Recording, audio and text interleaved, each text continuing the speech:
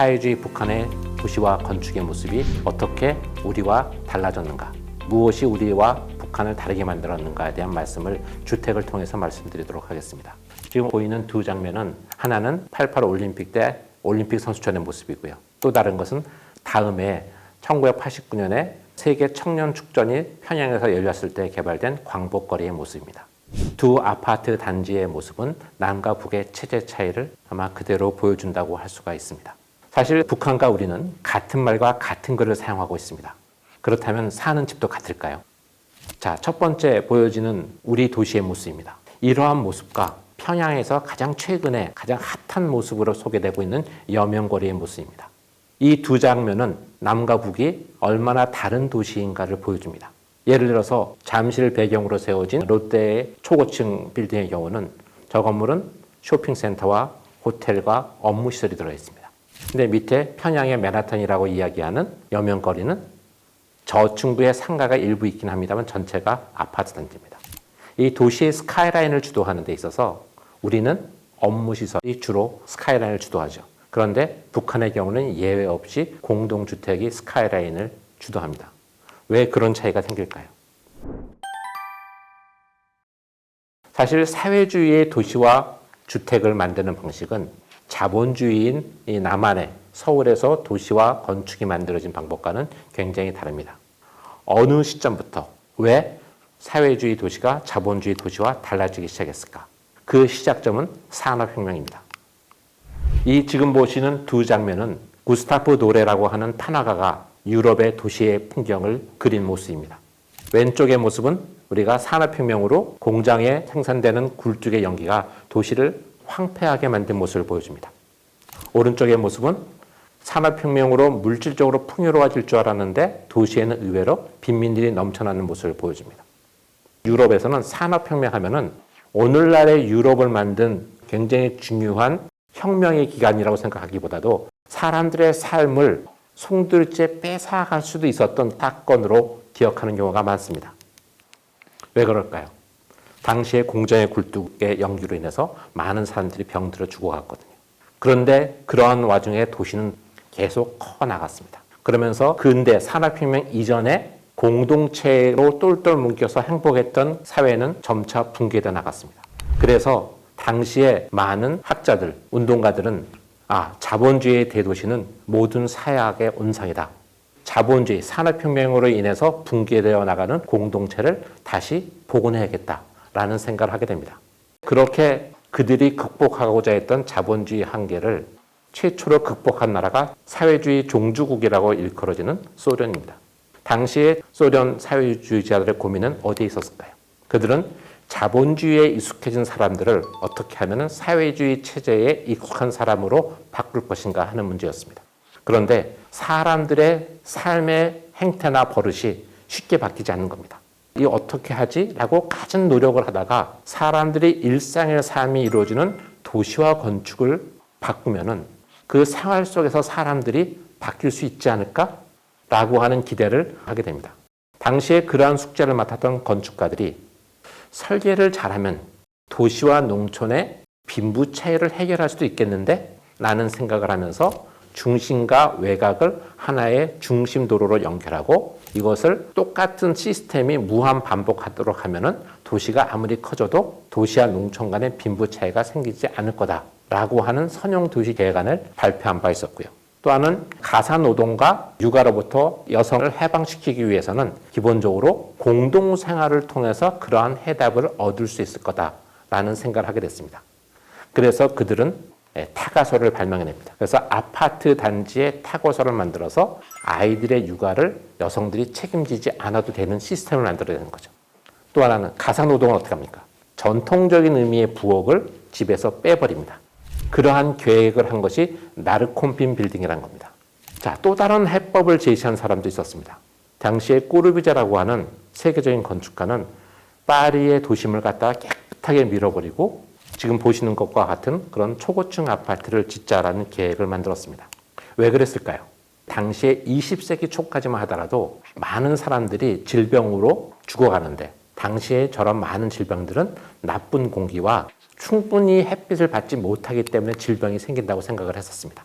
그래서 당시에 꼬르부제는 초고층 아파트를 짓게 되면은 많은 땅을 확보하게 되고 많은 땅에다가 나무를 심고 거기에 풍부하게 신선한 공기가 만들어지고 건물과 건물을 뗄 수 있기 때문에 많은 사람들은 풍부한 양질 햇빛을 받을 수 있다고 믿은 거죠. 그래서 그러한 꿈을 빛나는 도시라는 계획 안에 제시했었습니다.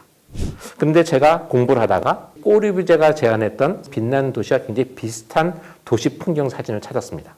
굉장히 유사하죠. 그렇다면 20세기 초에 꼬르부제가 제안했던 빛나는 도시 계획, 그 꿈이 평양에서 실현되었을까요? 북한에서는 아파트가 언제 처음 등장했을까요? 북한에 처음 아파트가 등장한 것은 1947년입니다. 1947년에 동평양 산림집이 3층짜리 아파트로 지어집니다. 우리나라에 아파트가 들어선 것은 6.25 전쟁이 끝난 1956년 행천동, 지금의 서대문입니다. 미국의 원조로 지어지는 한미재단 아파트입니다. 북한이 우리보다 10년 정도 앞서서 아파트가 등장하죠. 근데 흥미로운 것은 두 아파트의 난방 방식입니다. 맨 처음에 동평양 산림집 같은 경우는 소련의 영향으로 지어졌기 때문에 온도를 사용하지 않습니다. 유럽에서 주로 사용하는 벽난로, 소련 말로는 페치카라고 하는 그런 것들을 사용한 것들이 처음 도입이 돼요. 그런데 그런 것들이 우리의 전통적인 온도를 사용하는 방식에 맞지 않으니까 북에서는 온도를 적극적으로 도입하게 됩니다. 마찬가지로 미국의 지원으로 지어지는 아파트에서도 온도에 대한 설계가 없었는데 우리나라 건축가가 똑같이 온도를 도입하게 됩니다.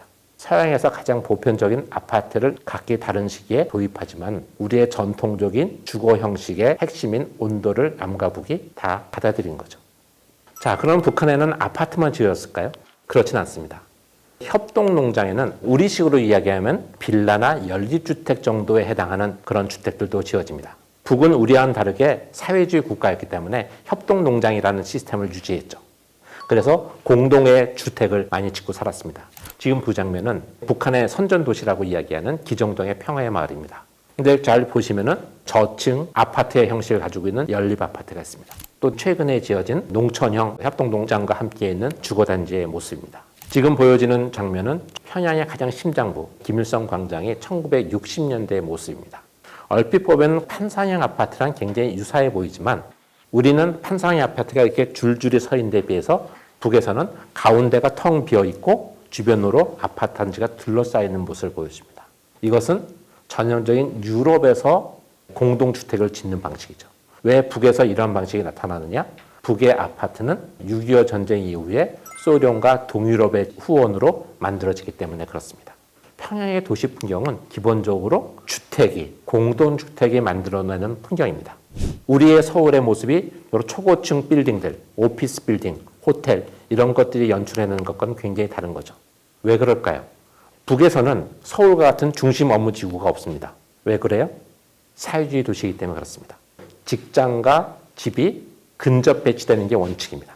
자본주의 도시는 그렇지 않죠. 도심에서는 땅값이 비싸기 때문에 업무 중심주의가 들어서고 주거지는 외곽에 있습니다. 그러다 보니까 아파트 단지는 항상 상가와 함께 밀집 배치되어 있어서 저층부에는 상가가 있고 그 위에 고층 아파트가 있는, 오늘날 치면 우리나라에서 요즘 상가주택, 초고층으로 지어지는 그런 것과 굉장히 유사한 형태가 북에서는 50년대, 60년대, 70년대부터 보편화되어 있었다라고 보면 되겠습니다.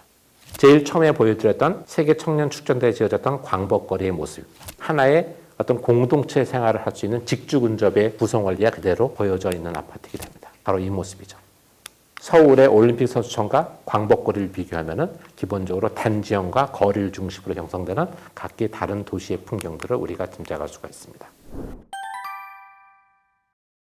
최근에 그 북한에 많은 변화가 이루어지고 있습니다. 도시의 변화와 함께 주택의 변화도 굉장히 눈에 띄죠. 대표적인 것이 미래과학자 거리. 마치 우리나라의 90년대나 2000년대 대표적인 도시의 아파트 풍경과 거의 다를 바가 없습니다. 그 최근에 평양의 맨해튼을 꿈꾸면서 만들었다고 하는 여명거리의 모습을 보면 더더욱 그렇습니다. 근데 여기서 굉장히 흥미로운 것 중에 하나는 최근에 낮은 선봉이라고 하는 북한이 의욕적으로 개발하는 경제지구 특구가 있죠. 거기에는 이 아파트의 브로셔에서 찾은 건데요. 이 평면을 잘 보시면은 이게 색깔별로 있는데 이 세 채가 한 층에 있어요. 이런 것들은 우리랑 좀 다르죠. 이렇게 1950년대 소련의 영향으로 지어졌던 색지하형 아파트의 대표적인 구성 방식입니다. 그런데 이렇게 되면 우리는 굉장히 다른 것처럼 보여지지만 거실을 사이에 두고 양쪽에 안방과 건넌방이 있는 배치죠. 그다음에 거실과 바로 위에는 부엌과 식당이 있는, 우선 굉장히 비슷하죠. 이런 것들 보면은 달라지는 가운데서도 우리가 놓치지 않고 여전히 함께 공유하고 있는 부분이 있구나라는 생각을 갖게 됩니다. 또 최근에 이제 그런 뉴스가 생각이 나실 거예요. 최근에 북에서도 아파트의 개인 소유가 가능하다. 이게 진짜? 그러면 진짜 개인 소유 주택이 가능할까요? 사실은 원칙적으로는 부동산의 개인 소유는 여전히 북한에서는 불가능합니다. 그런데 소유권은 없지만 사용권은 있습니다. 그리고 이 사용권은 자식에게 상속되기도 합니다. 바로 이러한 성격 때문에 상속도 가능한 사용권을 사고 파는 것이기 때문에 실제 주택 거래가 된다는 표현이 틀린 말은 아닌 거죠. 이런 것들이 사실은 북한이 시장 경제를 도입하는 사회적 변화를 반영하고 있다라고 보시면 될 것 같습니다. 보통 건축은 사회의 거울이다라고 이야기를 합니다. 이것은 건축을 보면은 그 건축을 만드는 사회를 알 수 있다라는 거죠. 남과 북이 오랫동안 서로 다른 체제에 살아오면서 삶의 방식이 많이 달라졌습니다. 그러나 최근에 북한에 지어지는 아파트 건축에서는 우리가 서로 변하지 않은 공통점이 있다는 사실도 찾을 수 있었습니다. 앞으로 남북 교류가 활발해지는 시기가 오면 서로의 주거 문화에 대해 좀 더 이해하게 되고 건축 분야에서의 협력도 확대되기를 기대해 봅니다.